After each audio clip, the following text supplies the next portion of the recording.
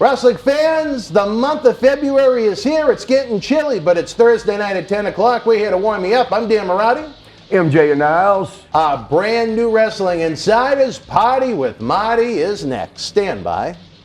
Boston wrestling sports and the MWF explodes into a new year of unknown with professional wrestling content galore, and we need you to join our family. Every Tuesday night at 10 p.m. after we review the previous night's Monday Night Raw, it's Wrestling Insiders at your house with the unpredictable WWE Hall of Famer, Mr. USA, Tony Atlas. Wednesday nights after WWE, NXT, and AEW at 10 p.m., you never know who's going to show up on Wrestling Insiders Special Edition. Every Thursday night at 10 p.m. after our NXT and Dynamite review, it's Marty Jannetty's No Holds Barred Sex, Drugs, and Rock and Roll journey through the 80s and 90s on Wrestling Insiders Party with Marty. Friday nights after the lights go down at the Thunderdome on SmackDown, it's John Cena Sr.'s Wrestling Insiders Fabulous Fridays. Plus, look for classic clips, bonus live episodes, pay-per-view watch-alongs, and more. If you want early, ad-free access to all of our Wrestling Insider talk shows, our acclaimed studio shoot interview DVD library, and to help keep wrestling legends working during the worst of times, for less than a cup of coffee at Starbucks, join our growing family at patreon.com/Boston Wrestling. Expect the unexpected in 2021. This is Mick Foley. This is Harley Race. This is Shelton Benjamin. This is Mr. Wonderful Paul Orndorff. This is the Monster Abyss. And this is Daniel Bryan. This is JBL, and you're watching the MWF. Be there live.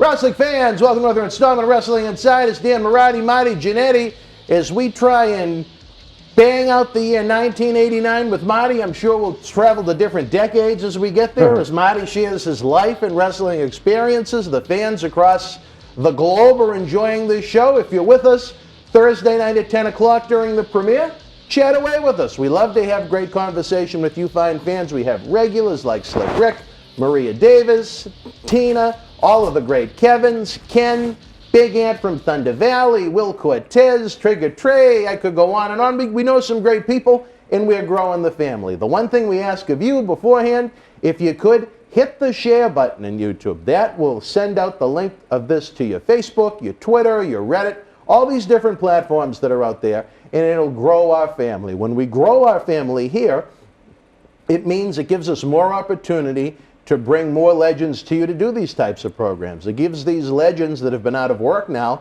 going on a year due to the virus, that can't do independent wrestling matches, that don't have autograph signings, it gives them a chance to have an income. So this studio is a great place, and the more professional wrestling fans that contribute and are active in what we do, the more wrestling legends we can help. And we're having a great time on Thursday nights with Marty. Again, the Super Chat is open if you want to tip the bartender, so to speak, along with the Patreon over at patreon.com, where you get that early ad-free access to every episode of Wrestling Insiders, along with our acclaimed studio shoot interview DVD series.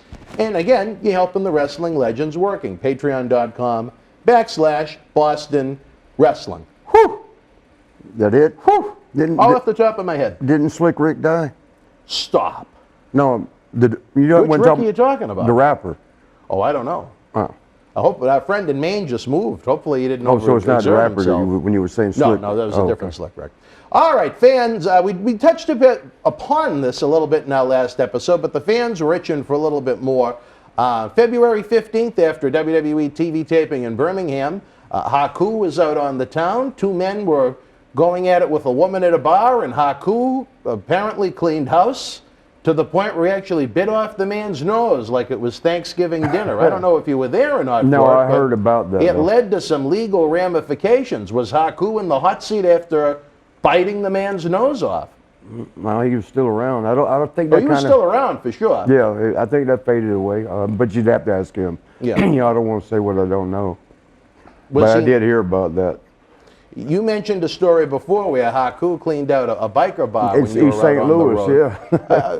Tell us, from your experience in working with the man in the ring and just having him as a peer and as a friend, how dangerous of a man was Haku?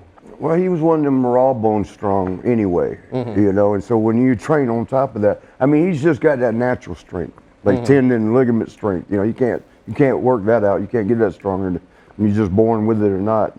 And I mean, like he wouldn't try to chop you real hard, but when he chopped you, I mean, you felt it all the way through your body. He'd chop you in the chest, and you'd both put it on your back, going bulging outward. But it was like his hips were like a tree trunk. Wham! And knocked the wind out of you, and you'd be all sorry. And then you would think, like, what if he really laid that in? Oh my God! I imagine if he was doing it with intent. Yeah. Yeah. If he was trying to work and it was that stiff. Yeah, man. What would it be like?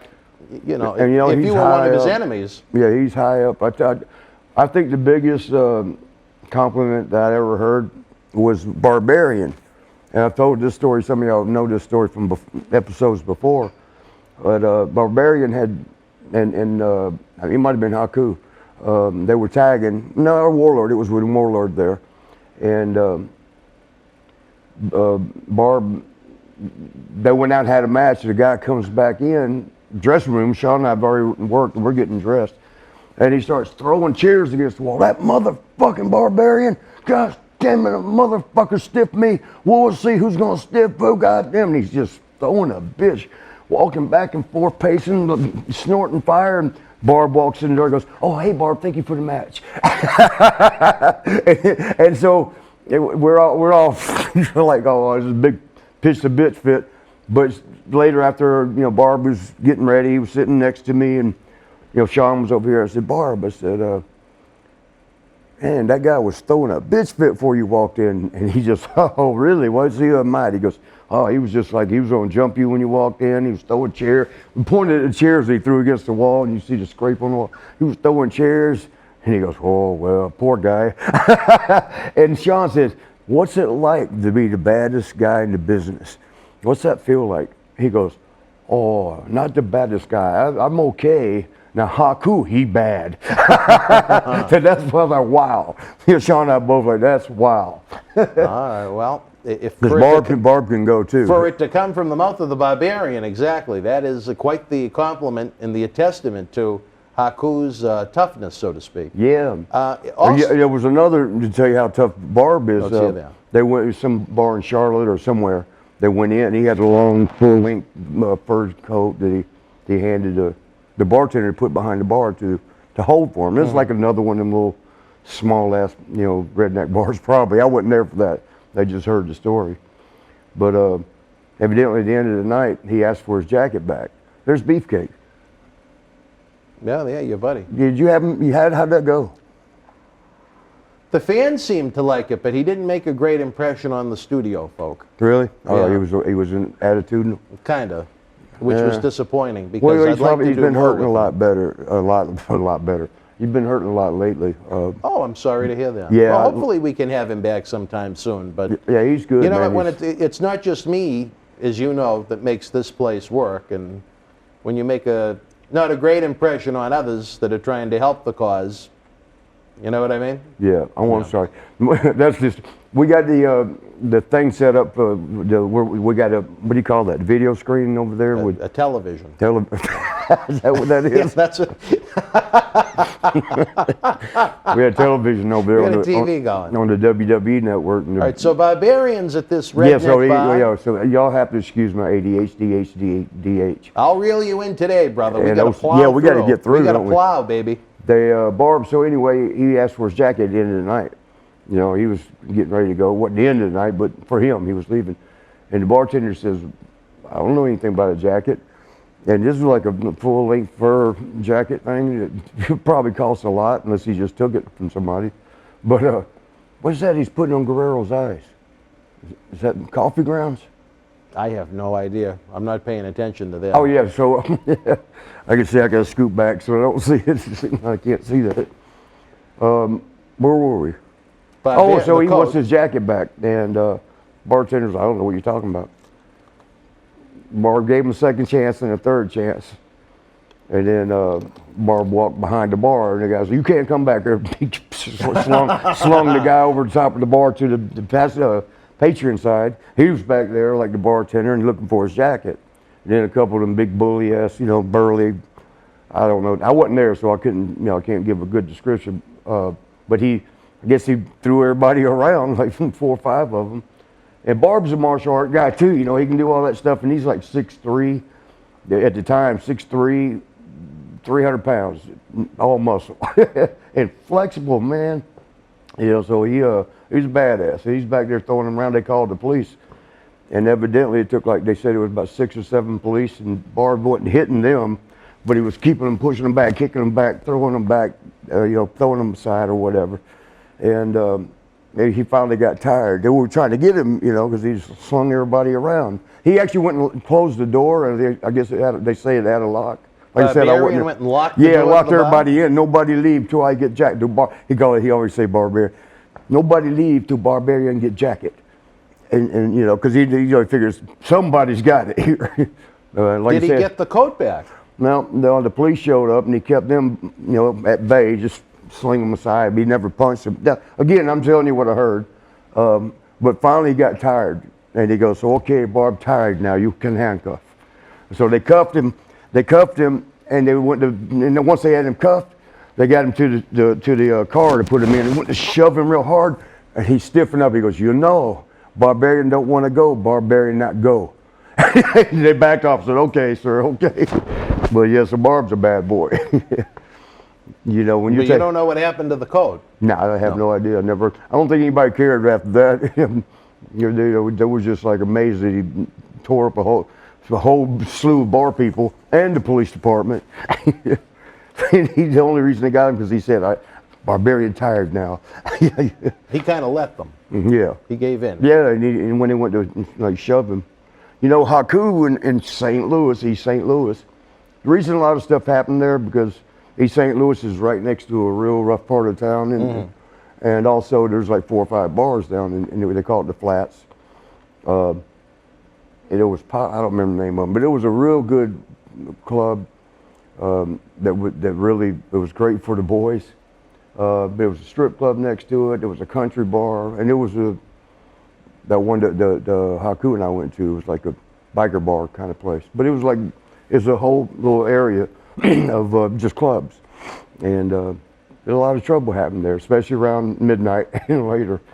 But because that thing happened with Haku and I in the biker bar, and then there was another time that I think now I could be wrong on that, but the story is the same. Is that the police, somebody did something to Haku and something broke out. The police came to get him, and he wouldn't. The same kind of thing in the Barbarian. At first he wouldn't let him because he was saying that guy started. That guy did. He's the one you're after. They didn't know who they were coming to get, evidently. And Barb wasn't the one they called on the other person. And so he fended them off, and they finally maced him. They maced him, and then they kicked him in the balls and really? beat him up. Well, they beat on him. He was at the show next day. He had they got dark skin, the smaller guy, the darker complexion. You can still see a burn mark down his face where they, whatever it was, mace. I didn't know mace would make a mark on you like that. No, I never heard of that. But but he had no bumps or bruises. He didn't care. He was fine. I mean, they supposedly put the boots to him, kicked him, like I said, and roughed him up a little bit. Didn't hurt him. You can't hurt them Samoans, man. He's just wasting your time. All you're doing is pissing them off. All right, let me ask you this one, Marty. February 1989 news broke in the New York newspapers that wrestling was going to be deregulated in the state. What year was that? This is February of '89 now. They did it way with back the then. admission from the McMahons that professional wrestling was indeed under the auspices of sports entertainment instead of a shoot, so to the speak. Athletic Commission that they kind of Right, broke? yeah. Which state? And this is New Jersey now. Okay. And in return, as a thank you to the state of New Jersey to help save them on the taxes, they were gifted SummerSlam 1989 along with WrestleMania. How did the boys react, if they were even paying attention at that point to what was going on from the business aspect of things, to your line of work being admitted publicly and in newspapers that it was indeed. Well, I'll tell you that the boys were happy. Happy? Why is that? Because we didn't have to still go through that physical. When the athletic commission is there, it's usually the boxing and wrestling athletic commission. You got to take a physical. Some of them even make you take an EKG. And it's not bad to know that you're healthy or something like that. But it's like, man, we've been on the road 20 days wrestling. We're healthy. What the hell? But you got to take the blood pressure. You got to do the and the look in your ears and put some of them, like I said, put the EKG. And we don't want to be bothered with all that. And we just did it last night and the night before. Yeah. So when they got rid of one, it was like good. There was one less to have to worry about. But and they did start falling off one after another after the first. Were they the first one, Jersey? Because it was. To be honest, I don't know. They were everywhere. Yeah. There was very few states that weren't regulated by the athletic commission. Was Massachusetts? I'm sure at one point it had to have. I think been, it was. I don't know at what point it was done. The only ones that weren't were like South Dakota and Wyoming. They didn't even know what the hell was going on back then. So for you guys, even though it exposed the business to some degree, it was a little less work once you got to the venue. Yeah, I mean, you could go and get together with your person that you might be working with, and either go over a match or you got to get dressed according to how soon. Like Davey Boy and Dynamite, you get there at 7:30. The show starts at 8, so they had to hurry up and get dressed. Right. They ain't got time to do sit over there for 20 minutes. Toss some snakes around. Yeah. Oh, Davey. It's something that would foreshadow what would happen a few years hey, later. Dynamite died too, didn't he? Oh, yeah. Goodness, all the boys are gone. Yeah, Dynamite had a rough end of life between. Yeah, he was in the wheelchair, first his right? teeth, and then the wheelchair, and then he had his legs amputated, and Oh, that's right, I heard that. it was a tough ending for him. Yeah, he was. Some say though he reaped what he sowed. I don't know. He was long gone before I came into the business. He was a little rough around the edges. But he was one that I enjoyed to watch as a fan when I was a kid. I know that much. I don't know. Certainly, almost. He's in the ring, unbelievable. Yeah. Wow. I mean, Sean and I would see some of the stuff they would do and say, well, we just can't do that. Because you don't want to, we like to say in the business, because a lot of people call it stealing the move, if you put your own little twist to it, like I've said this before, like Sting, he used to do that stinger in the corner where he jumped right in the middle of the ring and land in the corner on you. I thought that looked cool, so I tried it one time on Tully Blanchard when we was wrestling the Brain Busters. Why am I having a hard time? It was me yesterday. Today it's your turn. Yeah. But yesterday we were in here for 15 hours, I think. But the studio, that is. I wrestled them. I did that stinger, the dive. Now I was new in the business, I was only 2 years. I was still learning. And like I told you, we learned so much from them. Yeah. And Arn taught me something that day. Come here, Jannetty.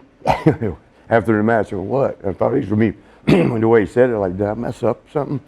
He goes, if you're going to do somebody else's signature move, at least do it better.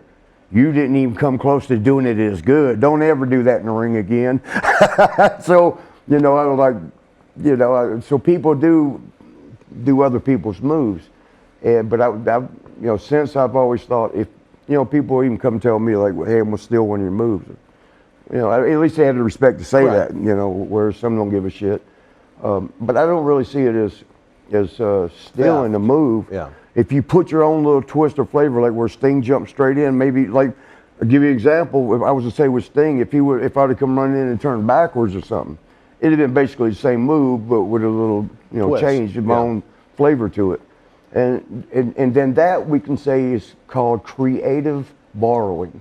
You're not stealing a move, you're just creatively borrowing it. When you were having that great feud with the Brain Busters, but I was going to give you an example. Oh, Billy Gunn, remember he used to do the rocker dropper with the leg over. Yeah. And Billy, being athletic as he is, he did it where he'd run and then jump over, put his leg over and do it. And they called it Famasser or whatever the hell it said. And I've seen a lot of people. They dedicated it to her. Who's that? Annie thought they dedicated it to her. AEA? You got it, yeah. Y'all know who AEA is, right? Man, there's 38 cameras. I got to look for that red light. You don't worry. Let the camera find you. Don't worry about you finding the camera. Yeah, but I won't be talking to this one when that one's on. Well, just talk Actually, I do because I got. Look at this. Oh, I'm not going to believe this. Oh, what have we got? Look, these are all my paper teeth this week. All right, well. I got that's one good. in now. I get the real thing drilled in, I think, this week coming up. But until then, and that was from a turn post, the outside of the ring. I remember you told the story from your training, but in that feud with the Brainbusters, did you get any other kind of interesting sage advice from Arn and Tully? Oh, a ton of it. I mean, like I was saying. Any examples you could give outside of that Sting spot? one of the, I mentioned yesterday, or one episode ago, or 2 or 3. Wait a minute. There it is. Okay, it's in there. Oh, you got it, brother. How to up the intensity as you go. You know, in other words, like don't go right into, from arm drag, headlock takeovers to bam, bam, bam, bam. You slowly build it. You're like you show where they're getting frustrated because we're out maneuvering them, we're out wrestling them, and then it gets they start getting pissed off, and then they get testy, and then you do a big smiles, beady, beady, beady, beady, boom, boom, and you come up, you're all 4 squaring off, and you're wanting to go at it. You're raising that intensity. And then so when they do the next thing for the heat, whatever that, to stop you and take over and beat for a while, it makes it just flow so good. Did you feel that as you're talking 4 or 5 months of house show matches continued, do you feel they got better and better as time went on? Hey, this is pretty good. Yeah, these are pretty good. If John Cena, Cena, Fabio, Pop. Hopefully they will be available around WrestleMania time for the fans. That's the first time I had the root beer. That's pretty good. It's a good one, yeah. Do you feel the series got better as time went on? Yeah, because we always adjusted it. Yeah. We would take some stuff out, add some stuff in. And even when we had it down perfect, and this was so good to learn from, I mentioned this in another episode, how, the guys get so comfortable doing the same match over and over and over that you just don't have the intensity in it. They snap an arm, take an arm, and the guy getting it's like, basically like waiting for his turn to reverse it and then throwing the ropes or something. And the guy getting arms, holding easy, and it's just the fans can see the difference in that. And when you snap into it, even the lockups, I teach my kids that even from the very beginning. A lot of people go in, so what's that word? Lackadaisical? There we go. I can't spell lackadaisical. I don't even know if I said it right. But, they'll go in and they'll lock up real light. And it's like if you're watching the Fast and the Furious and you see the cars just putting Going along. 6 miles an hour. Yep. And, but when you snap into it, there with that ankle. I get that fixed soon. Well, by the time y'all see this, I've got a You'll cast. be a new man. But you snap into it. Right from the beginning, you get them. You're like, oh wow, man, this is going to be something. It starts really. I tell my kids that the match starts when you step through the curtain, because a lot of places there might be new people there. I mean, maybe a fourth of the building has got first timers. They don't know if you're baby or heel or good guy or bad guy. You come through that curtain, you got to be in character right then. Because that lets them know is that, I always say for the baby faces to be more energetic, jumping around, pointing, smiling. You don't even got to smile necessarily anymore. But in the heels, it will come out and romp them, stomp them, F y'all, kind of thing. Well, I mean, generally, not, character, once you get a known character, you ain't got to worry about that. But I mean, then right at the beginning of the match, if there's a big brute and some guy that you think, has he got a chance at all? And you're into it, and then they lock up. Yeah. And it's like, damn. It's like watching a movie. It's just supposed to be the Fast and Furious. The car's going backwards. So they brought an intensity and they brought variety every night. Yeah. Yeah. And with the matches, like I said, I don't think they got so much better. I mean, you're going to get better once you work with somebody enough times. Mm-hmm. That's why I was so impressed with Kurt Angle. Well, that was our first time we'd ever worked, and it was like magic. Man, it was so good. It was so good and easy. Kurt's one of the best I've ever worked with. Him and Sean are probably the 2 best I've ever worked with. There's a lot of good ones. But I would, people say who was the best you ever worked with. Those 2. I got to put those 2. And Kurt, Sean and I had 7 years together, as a team. And then a pretty good run against each other. So we knew each other's thoughts. We didn't even have to say anything in the ring. But Kurt and I had just met, that was the first time. And man, that was so smooth. It was like, wow, that guy's good, man. he would position himself like if he's got to be shot in the ropes, he'd come up and be against the rope, and he's, you don't want to bait out, throw your arm out so the fans see you giving him the arm. Right. And a lot of them do that, and I hate that. I try to teach against it, but little things like that, and they're like when you throw a clothesline, looping over the head, you got to come level, man. If the guy don't duck, but damn, to do that, why don't you just tell the people? I didn't want to hit him. He's got to hit the ropes and come back. Right. But yeah, Kurt was right in place. I mean, every bump he took, of course, I've done so many years.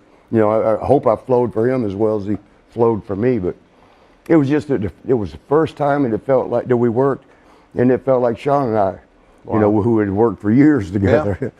So yeah, that's. But back to the Tully and Arn thing. After a couple times working with them, we pretty much were in sync. But they like to change it, which Sean and I like because we're still learning. And we didn't get to that rut of same match every night, same match. We do it a couple, 2 or 3 times, and it would be good. But then they would like tonight, let's do this, don't do that.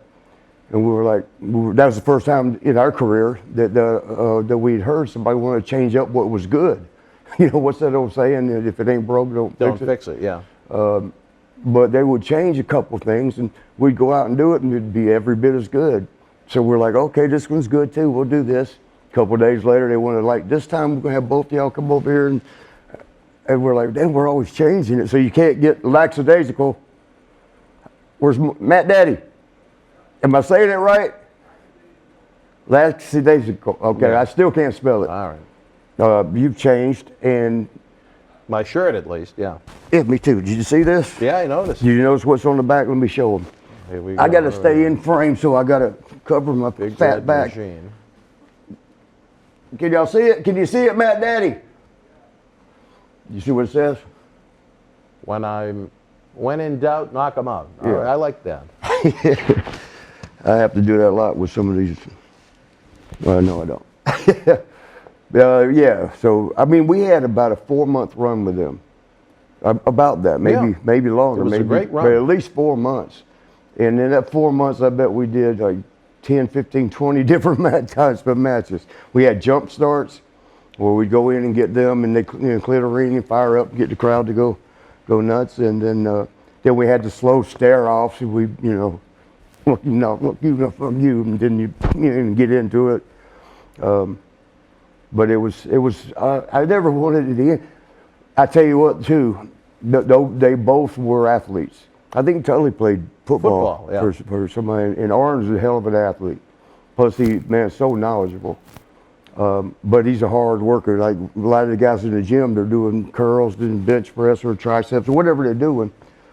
And Arn would do that, but in between, he'd be doing something to keep he was doing his cardio as he was working out. Yeah. He's a hard worker. And I love that, because I had to do that to be worth the shit. So I respect when I see somebody that's working hard rather than somebody like Sean's he ain't got to do nothing. I mean, he still did work, but if he didn't, he would have been just as good. But I give him props for, he didn't really have to train. He would have been as good as he needed to be. All right, let me ask you this one, Marty. Interesting question, something that foreshadowed. What I was going to say, though. Oh, I'm sorry. Yeah, I'm sorry. I apologize. It was a workout to work with them because they didn't go in there and lag. Like, I'm not putting the Rougeau brothers down. I love them. We had great matches. In fact, we did hour long. We're going to get there later in '89. Okay, well, so but I was just going to say, but they would like to do stuff that, kind of easier. Not Tully and Arn. I mean, if we jump start, that's going to be the pace pretty much for the next 15 minutes. It was a workout working with them, and we appreciated it because it was like we felt that was some of our, good matches, our best matches, and we were learning so much. At that point, Sean and I, when we got to them, we'd probably been wrestling at 2.5 years in the business, which is still new. Yeah, oh, definitely. Today, it's new to be 5, 6, 7 years in the business because you're not getting to work like we used to work. There's no place to work like that. Yeah, where you're going 300 times. When you go 300 times a year, you learn fast. But they don't, I only think the guys at WWE worked out probably 200 times a year at best. You're talking about if the guys worked every night, every event without missing any time, I think the most recently was maybe $150 in recent years. That's what I was thinking about, Yeah. 150-ish. And that's if you're hitting every show. And trust me, Yeah. when you're throwing your body around, that's still a lot. Oh, sure, You know? but it's not what you guys had. No, you 4 double days that. off, 4 days on, 3 days off. You never had that luxury. And then I wish I was happy with what we did. Because remember, I was single, so I didn't have a Yeah, family. you didn't have to rush home to anything. Yeah, I wasn't missing nobody at home. I was missing the next city. You were missing your friends in the next town. Yeah. All right, well, let me ask you this one, and something that would foreshadow what would happen about 5 years later, as news broke that Ted Turner was going to buy the Crockett promotion. There were rumors going around that they were going to make a big-time offer to try and seduce Hulk Hogan Seduce him. to go to WCW. What would the loss use that of a word. 1989 Hulk Hogan meant to WWF? If they would have, If they were able to scoop him away, just like that the would have big been, sports free agent because that signing. was right. I think he peaked right about in there. You Yeah. know, 88, 89. I think it might have been the peak, but he held that peak for a while. I don't know if he would have went. Would it have dropped down because he went to what was considered the lesser wrestling company? Or would it have catapulted him even higher because he went and took over at WCW? I don't know. I really don't know that one. I'm glad he didn't go. Kept our paychecks good. Well, at the time, the business was hot. I mean, like I noted, That was the hottest by area. the end of 1989, even though business would start to decline after WrestleMania 6 in 90, I still think that was the best roster WWF ever had, was late 89 into early 90 going into WrestleMania 6. But I always losing say, Hogan at his peak at that point, that would, I think, would have been a killer. I think he knew that too. He was a lot of people talking him down, but Hulk's a good guy. Sometimes you don't know what a person is dealing with if you're not in their position, and he's business just like Vince. It got to be business. You know what I found surprising, and it came out in some lawsuit, but you know that he made, in later years, he made far more money in WCW than he ever did in WWF during the big run. That could be. I think during that big 80s run, his biggest year was only, not quote unquote only, like you're shrugging your shoulders, Right. but it was only $5 million, and you'd think where he really Well, that's was with merchandising too, yeah. the face of the company, you'd think, I would have expected it to be more than $5 million, but that's what it was. Well, that's still pretty good. It's still pretty good, but I know what you mean, though. He's Right. he's the man. Yeah. you would think that he was a guy that would maybe double that. I mean, Yeah. you look at some of those big house show runs Well, he had with Orndorff and Savage. I was and just saying, Bossman. 85-ish and around there. That was $5 million. it's a would lot of be money. It's a lot equal of to about, scratch. I don't know what, 75, 8 million today. Yeah. Back in that time frame, it's funny. Like you watch all the sports, like baseball, football. The contracts just keep leaping like monsters. Like what's his name? The Mahomes boy. Mahomes for Kansas Patrick City. Mahomes, yeah. What did he sign? $500 million Half a billion, deal? just about, yeah. Because I think it was $50 million a year for 10 years. So, Good for we're him. watching that, and like that forces WWE to up their contracts. And like baseball, when A-Rod did his way back, I think he got $200 billion for. He got his first big one, I think, was $250 million Yeah, from Texas. yeah. Then he renegotiated with the Yankees, and I think he got $275. Yeah, and we're like bam. I mean, from $100 million, which is a lot already, 275. Wow. Mahomes, or as Shannon Sharp calls him, Mahomes boy, $500 million. Oh man, it's over 10 years. So he's only really getting $50 million a year, and after taxes and after his agent, probably only $25 million of that. Only, yeah. Hopefully he doesn't struggle too much to live off of that. Yeah, and you can put Yeah. food on the table. All right, let me ask you this one. Same. But I was gonna say, sorry. WWE, when those guys made them big leaps like that, kind of put it on them. Like, now we're sports entertainment, so we're a combination of both. The entertainment, the people out in Hollywood, and they're making 10 to 20 million a movie, right? And we're doing this year round, 300 days a year. Nothing against the football players, but they do their thing for 6 months. The baseball, they're the same thing. All the other sports are seasonal. Right. Not us. And so we're going to get a leap now. Well, y'all were getting on average, $300,000-400,000. We're gonna bump it up to 700,000. God damn! You know when we go do signings, like I sat with Pete Rose one time, and he's a big wrestling fan. I was a big fan of his, you know, and we're sitting there together. And Charlie Hustle. Charlie Hustle was signing his 8x10s for $125, according to which one he had one with a gold seal. But I was sitting next to him selling mine for $20. And I went down and said hello to one of the Minnesota Viking players. He was showing everybody his Super Bowl ring and everything. And I looked, and he had $150 because the Super Bowl dude, right? Yeah. and I'm back over here at the $20 table. Well, it's always that way for the wrestlers.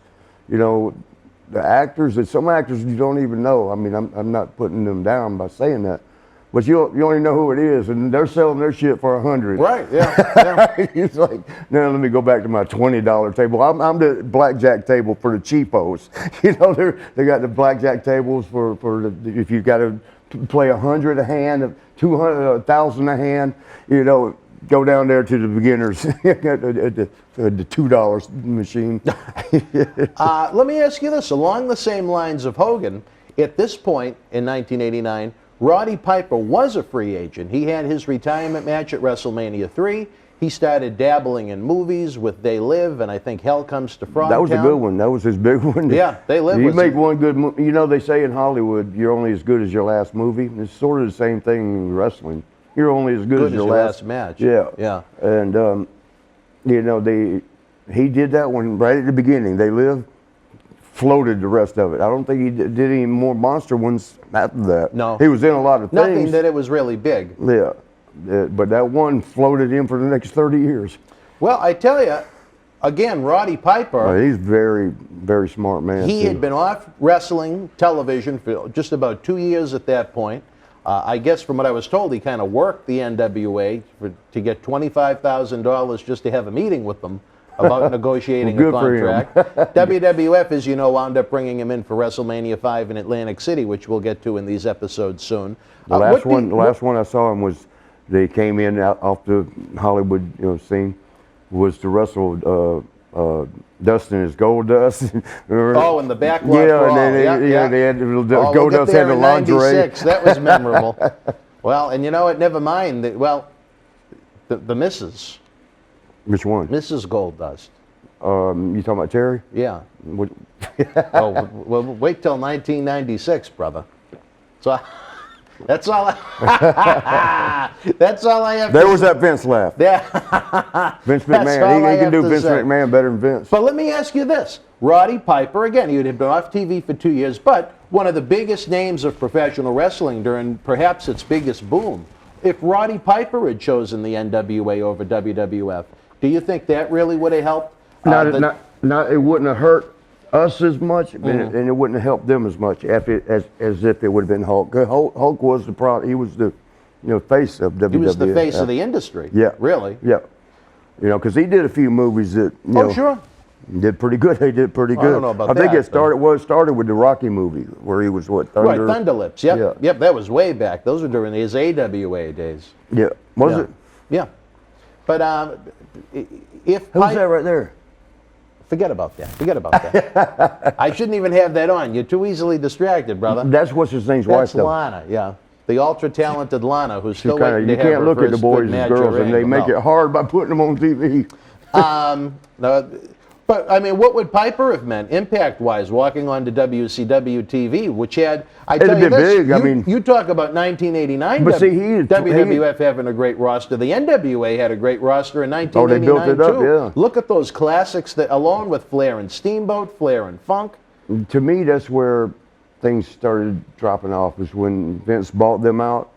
Oh, that was 2001. Because remember, you had the Monday Night Wars. Yeah. The Nitro versus Raw, and you got to outdo the other one. If you hear something through the grapevine that WCW is going to do, let's do it first. Let's start an hour first and then do it. They were doing shit like that. July of 2001 was when my heart broke, Marty, after I started working and learning from Ed Cohen at WWF. Yeah. As they started to incorporate all those WCW people, they didn't need to have me around anymore. Oh, that's what led to me starting the independent promotion and Boston wrestling what we do here in the studios. So if it wasn't for WCW, who knows? Maybe we might not even be here right now for that sale. Yeah, true. Which would probably be much better for my bank account, but You know, who knows? I don't know this. Who knows? I don't know this to be fact, but you know, SmackDown started after, Vince bought out WCW, No, SmackDown started in August of '99, and he which bought was a bought year them and a out half, when. March of 2001. Oh, that's right, because they had what they have the Thursday nights, Thunder. They had Thunder. Yeah, because I was with I wrestled on that a lot in '98 when I was Yep. with them. Yeah, so they had that equaled out, but it's still what I think when he bought them out, everything dropped because there's no competition. No, I think the biggest problem why that failed was simple. They didn't spend the money to bring in the top talent. The only top guys that came in from WCW for that quote-unquote invasion angle were Booker T and DDP. Look at the guys. Oh, they brought the other guys in, but they didn't. They didn't come in during the invasion, though. Oh, yeah. WCW, as far as a entity on television with WWE, died by Survivor Series of 2001, just a couple of months later. Imagine if they spent the money that summer to bring in Hogan, Nash, Hall, Flair, Sting, Luger. Brett was retired at that point because of the concussion, but Goldberg. There were a lot of top tier. Scott Steiner was over big time in WCW at that point. And WWE, they didn't, from what because I was with Ed, they didn't want to change the structure of their contracts to match what Over there. the WCW contracts were. But in the end, they fucked themselves out of decades worth of big business. WCW, I could see succeeding as its own entity with Vince McMahon running it. When they decided to bring WCW in as DDP, Booker T, and 30 mid-card guys that people barely recognized as WCW was tanking, it was dead. It was dead on arrival. But I tell you this, to show you how hot this angle that sucked was, outside of WrestleMania and SummerSlam, the July 2001 pay-per-view Invasion did the highest buy rate in wrestling history other than a WrestleMania or a SummerSlam. And it was a garbage main event. Garbage? Well, look at what they did. They wound up... No, but you said garbage. Garbage, yeah. They wound up having to put Kurt Angle with WCW. They put Steve Austin with WCW. And they just... It wasn't WCW. If they brought in the guys... I used to think Kurt was like a double agent. They sent him in there, but because there was just no way I thought he would leave. When he first left. When he went to TNA? Yeah. Do you know the story behind that? Oh, I gotta wait till we. Oh yeah, it's a great one. And we're getting the wrap-up sign already. You know what? You want to tell? It's not 1989, but I'll tell you, he worked WWE and Vince so good. Who, you want to hear Kurt? what happened now? Kurt? Yes. So I'll try and wrap this up because some because we're people running out of time. don't mind hearing it again if they hear it later We down jump in there. 2006, and this came directly from someone I don't want to know. credible. I don't want to say it right in the office, but credible. if you remember in 06, they started the ECW brand up again. And it was like the third string. It was almost like NXT. It was developmental with some stars. And to try and give it some credibility, they put Big Show and Angle in the ECW brand in the summer of 06. You're talking about they started running house shows? They weren't even drawing 1,000 people. Who's that? The ECW brand, with house with shows? Angle, Big Show, Test Yeah, was because on it. what was their whole thing? The hardcore. Yeah, but this was WWE ECW. Right, I know because Paul Lee had to pay all the guys he owed money from what I heard. Right, yeah. He had to pay them up. He owed a lot of money. Yeah. So at SummerSlam 06 here in Boston, the ECW title match wound up getting changed. I think it was Big Show and Sabu. So Angle wasn't even on the SummerSlam show. So shortly after that, Angle and his agent had a meeting with Vince. He said, if you don't release me from my contract, I'm going to kill myself. What? I'm going to kill myself. Kurt? You know how they do the 90-day no-compete? Right. He had $1 million downside guarantee before he left the office that day. Here's your check for $250,000. It was nice to know you. Really? And you know what Angle did? He took the it. next month, He went and signed he him. showed up on TNA. Yeah. He worked them good. Wow. And how often does that happen? But and that was even pre-Benoit. I mean, You know what I mean? Kurt's either the genius or he's got one hell of a good agent. He had a set of balls. To Yeah. go, I mean, how many times has someone gone into Vince and out-Vinced Vince? No, that don't happen much. He got the 90-day, what he would have earned in that If 90 ever. days. in one check before he left the office that day. But see, that kind of fits into what I thought. That might be the word that came out, and it might be what they did. Now go ahead, go down there and infiltrate. Is that the right word? Infiltrate? TNA? No, I don't think so. Infiltrate. Like when he you're was sending, a big help to them. Oh, yeah, but I still think he was sending back secret, like, hey, they're doing this, they're doing that. Well, yeah, potentially, but there was, I know we gotta get that word right.